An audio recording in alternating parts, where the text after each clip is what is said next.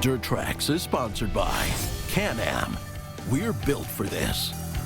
Polaris, the world leader in off-road innovation. And by Yamaha, conquer outdoors. 2008 will go down in off-road history as the year everything changed in the ATV side of the industry. This is because in 2008, Polaris released the very first RZR. And any off-road enthusiast who hasn't been living under a rock for 10 years knows the RZR changed the game entirely. It's crazy to think that 2017 was only 10 years though, especially when you look at the progression of RZR models that have come out of Roseau, Minnesota, from the very first 50-inch RZR 800 to the latest RZR 1000 Turbo S. What's even crazier is the number of models that have been released over 10 years. If you count just individual models and not model subsets, you're going to come up with 15 different vehicles. Plus, there was 2 specialty vehicles with the RS1 and the 170. If you were to include all the subsets, the number would jump to at least 50, but probably more like 60 or 65. Not to mention, most of the 15 different RZRs went through at least 1, if not 2, or in some cases 3 complete makeovers.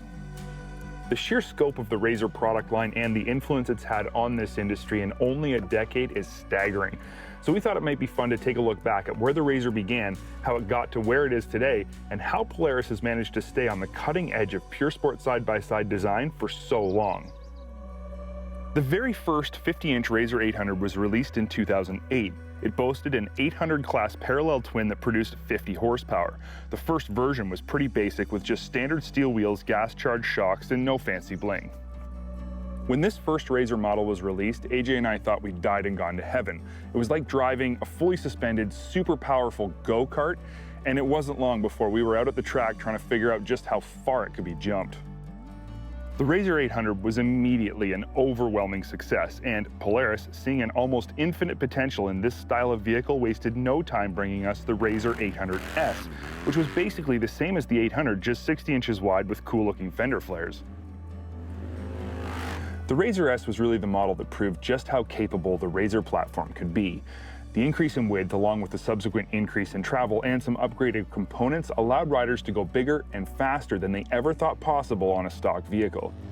After the RZR S, there was a flurry of activity behind the curtain at Polaris as they began releasing new RZR models in rapid succession. During this time, we got the 800XC, the RZR 4 800, the RZR 900 XP, the RZR 570, and of course the RZR 4 900. The 900 XP was the first big departure from the original front and rear double A-arm design of the 800 and 800S, and it was released in 2011. It was the first RZR to utilize a 3-link trailing arm rear end that not only increased travel pretty dramatically, but also improved all aspects of the RZR's ride and handling. The 900 also introduced us to sport side-by-sides with horsepower approaching the 100 mark with its 88 ponies. The 4-seat concept was one consumers had been begging for since just after the original 800 hit the shelves, and it again proved to be a huge success, giving entire families the ability to enjoy riding off-road together. One of the more unique models introduced during this time was the RZR 170. While met with some skepticism at first, when consumers found out how fun and durable this vehicle was, it didn't take long for more and more of them to turn up on trails anywhere they were legal. In my mind, it was at this point people really started to ask, what's next? Competition in all categories of pure sport side-by-sides was getting intense, but it just seemed like nobody could capture the magic Polaris had found with the RZR. In 2013, Can-Am released their Maverick 1000 and beat Polaris to the 100 horsepower threshold. In most people's opinions, the Maverick wasn't quite as good in the ride and handling department, but that extra power was definitely exciting.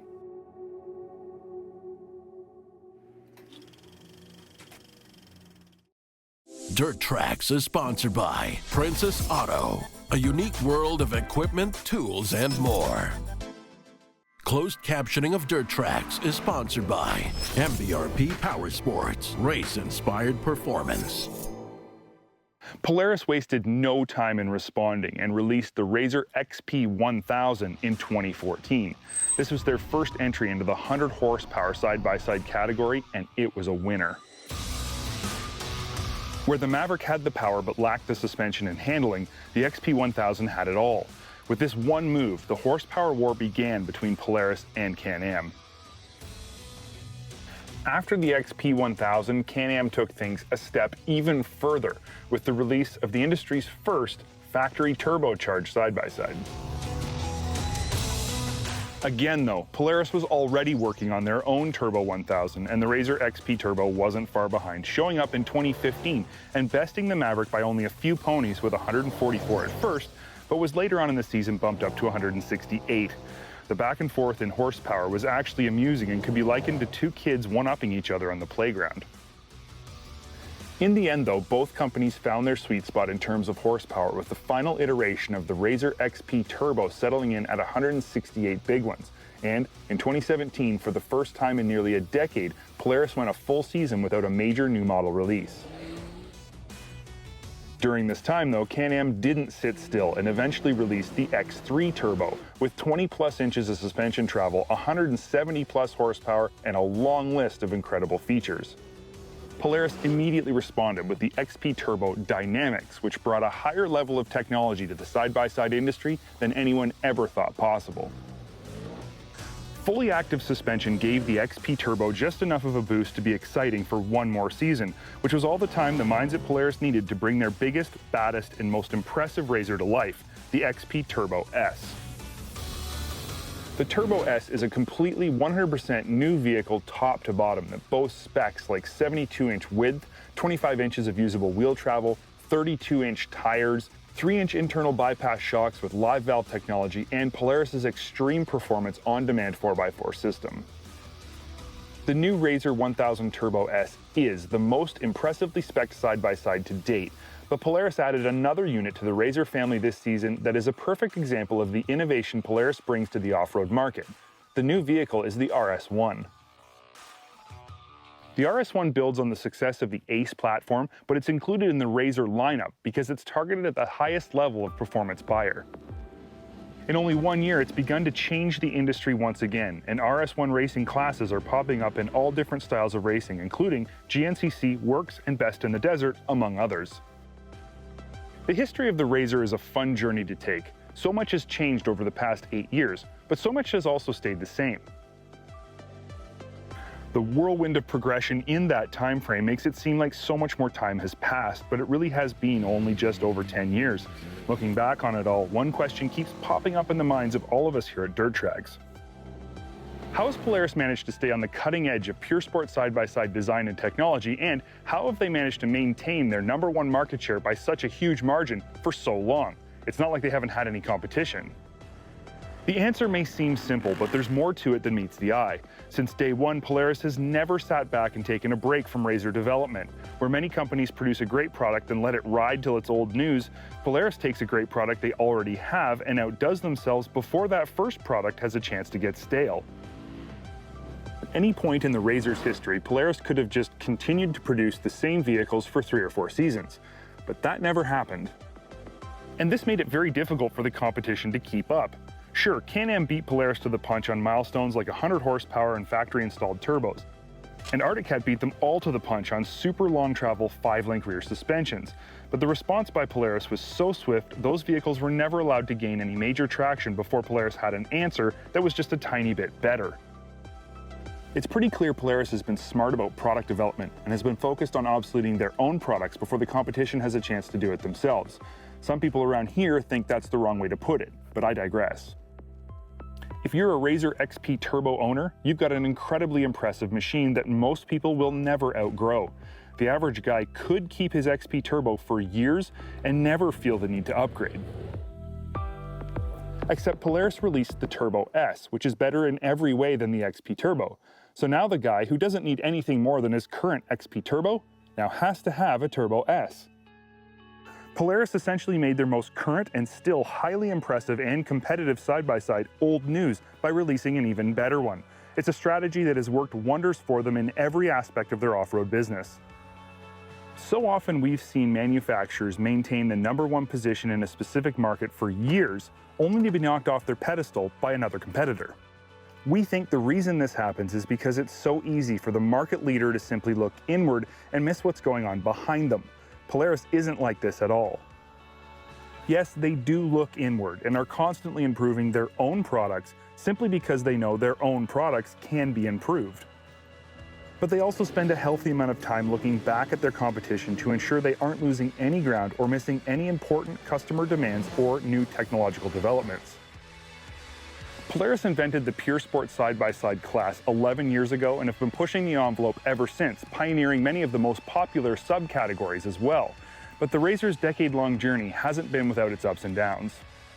There have definitely been some rough patches along the way, but through it all, Polaris continued to raise the bar in the sports side-by-side market, and, in turn, the competition was forced to push their own limits. The result is that everyone, regardless of what brand they ride, benefits from this constant drive of innovation.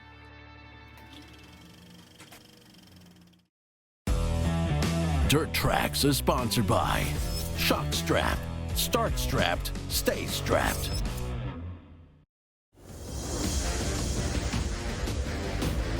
The Polaris RZR XP Turbo is a beast of a side-by-side, producing huge power and incredible performance. And while in stock form it's very solid, everyone knows the first upgrade is most certainly a performance exhaust. And the world of performance exhaust leaves a lot of questions to be answered, as there's a wide range of products with a whole bunch of different benefits. So today I'm going to compare this MBRP POWERSPORTS Performance Series exhaust to the competition. Right up front is ease of install. An MBRP Performance Series requires only the use of 3 factory nuts and 2 factory springs. That's it. The system is completely assembled right out of the box, and it's utilizing the factory mounting positions, so it's simple and quick to get it on or off should you need to service the vehicle components behind the exhaust. Because every single system is jig fit before shipping, MBRP is able to offer guaranteed fitment of their exhaust system to your rig. On the flip side, the competition is far less user-friendly and requires a whole lot more time and thought to be put into the process. Almost the entire system requires assembly, from the Y-pipe to the mounting brackets and exhaust body mounts. A large bag of hardware comes with the kit, along with lengthy install instructions that require an investment of time to accomplish, and much more work to properly align the exhaust for mounting. The Y-pipe with split joint and springs will generally show play over time and may leak throughout the life of the system. Most powersports folks don't realize that all exhausts require repacking after a certain period of time if you want to maintain your factory warranty from your exhaust manufacturer. While this is a greatly neglected area of service, the MBRP Performance Series exhaust only requires repacking every 1,000 miles or 1,600 kilometers and features easy-to-remove Allen head bolts to access the packing, versus a lot of the competition that typically rivet in their packing and will require a drill and rivet gun to get apart and likewise back together, with the standard repacking required after only 15 hours of engine runtime. The exterior of this MBRP POWERSPORTS RZR Turbo exhaust is straight 304 stainless, and there's a lot of benefits to a non-coated body. It means no matter the abuse, duty cycle, or extreme heat or cold, there's no coatings to come off, scratch off, or change color. Should the body become slightly dull, just use a standard stainless steel polish and you can buff it back to a mirror finish. They come with USFS spark arresters pre-installed to keep you legal and have a high heat coating on the in and outlet pipes. With a performance advantage of 3 horsepower and a sound that's throaty and crisp, the Performance Series isn't just a great exhaust, it's also trusted by professionals everywhere. In the legendary, hugely abusive King of the Hammers racing, MBRP-sponsored driver Lauren Healy put the turbo system through its paces, along with Hubert Rowland, who went over 5,000 miles coast to coast in an MBRP-equipped RZR Turbo, demonstrating the durability. When I'm looking to install an exhaust, I want a quality product that gives you great sound, good looks, performance benefits, and the durability of a company that knows what they're building and makes a product that's easy to install. And with the MBRP POWERSPORTS Performance Series exhaust for this RZR XP Turbo, I know I'm getting all of that.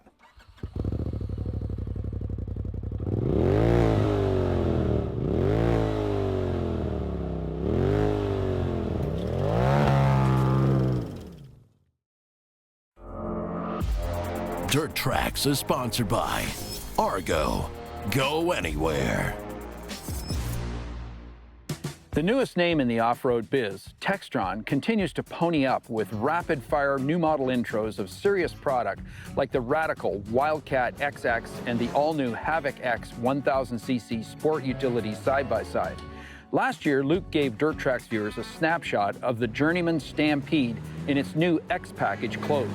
On this week's test ride, we're going to drill down on the Stampede X and figure out where it sits in relation to many of its competitors. Many viewers are not yet familiar with the Textron off-road brand. Let me help you understand how big Textron really is. Maybe you've heard of Bell helicopters and Cessna aircraft. How about Lycoming aircraft engines, Jacobson lawn equipment, and E-Z-Go golf carts? That's just some of what Textron does. Their entry into the off-road marketplace has been energized by the company's recent savvy purchase of Arctic Cat Inc., makers of a full line of side-by-side vehicles and ATVs, not to mention snowmobiles. Let's get something straight before we dig deep into this test ride of the capable Stampede X. Textron must be respected as a serious player in the off-road biz. They are definitely no lightweight, here today, gone tomorrow OEM. The Stampede X makes a strong impression in the big bore sport utility side-by-side segment. There's an even-firing 850cc single overhead cam EFI engine producing a healthy 80 horsepower, driving into a well-vented, watertight CVT using quality team clutches. A sophisticated on-demand 4x4 system offers turf mode, two-wheel drive, and traction sensing 4x4, all shiftable from the driver's seat. A unique extended cab chassis adds a large storage space behind the seats and ahead of the large 600-pound capacity dumping cargo box. 11.25 inches of ground clearance is complemented with 9.5 inches of front wheel travel and 10.5 inches out back. The X package includes black aluminum wheels shorn with premium Maxxis Bighorn 2.0 meats. Over the last few years, there has been a number of entries into the side-by-side business. Many of these entries have been copycat models, most of them Polaris Ranger clones.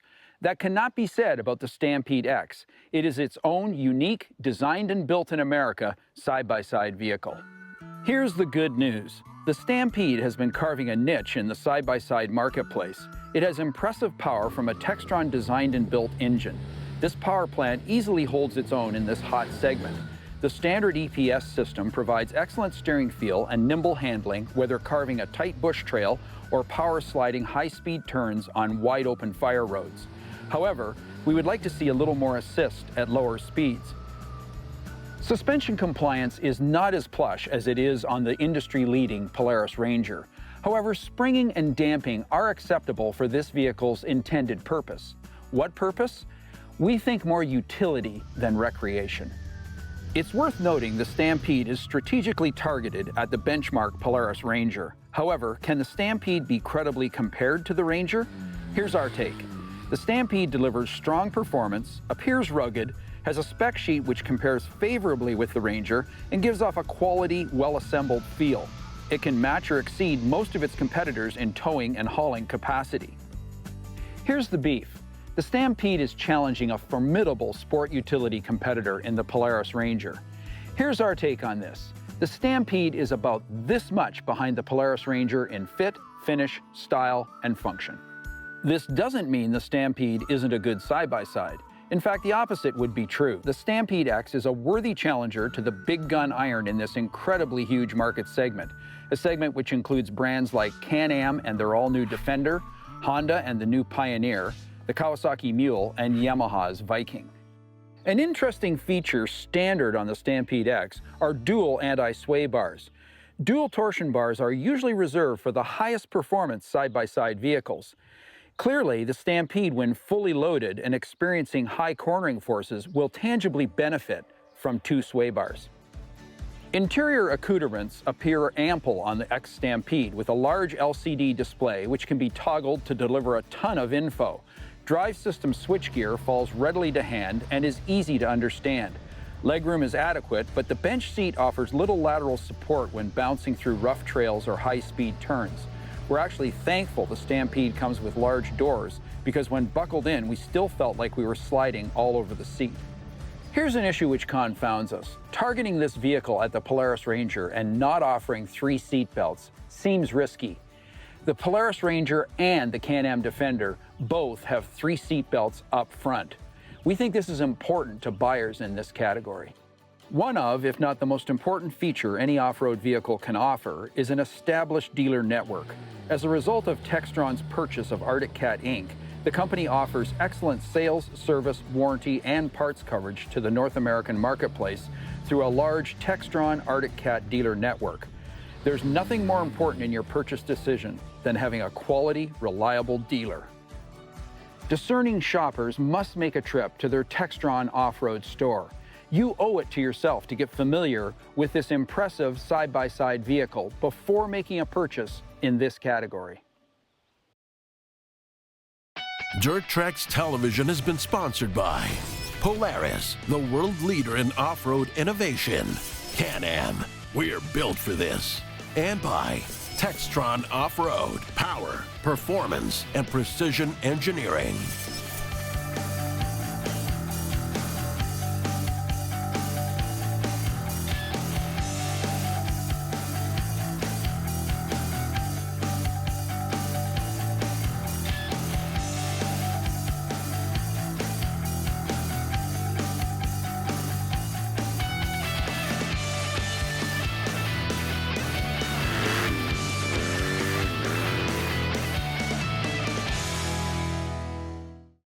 It only takes 2 clicks to like and subscribe to our page, where you can check out a huge variety of ATV and side-by-side videos just like the one you watched.